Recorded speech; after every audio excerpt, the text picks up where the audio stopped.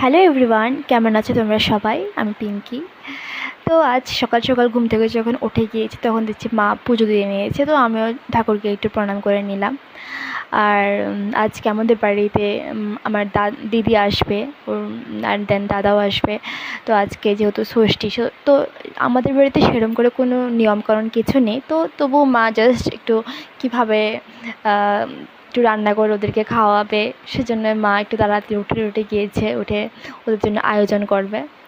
তো এদিকে কথা বলতে বলতে মা আর আমি দুজনে চা খাবো। চা খেয়ে তারপর যে যার কাজে লেগে পড়বো। তারপর কথা বলতে বলতে মাসি এসে পড়েছে।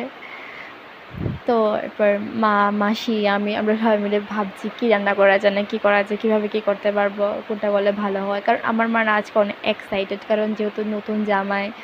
অ্যান্ড মা বলছে আমাদের তো সেরকম কোনো নিয়মকানুন নেই, আর যেহেতু নেই কীভাবে আর করা যাবে। তো সেই জন্য বলছে জাস্ট একটু খাওয়া দাওয়া করবে, একটু ওরা আসবে, একটু কথাবার্তা বলবে।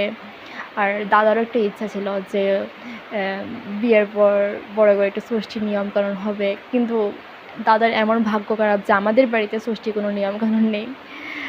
তো তো আর কী করা যাবে। তো মা এখন মাসির সঙ্গে বসে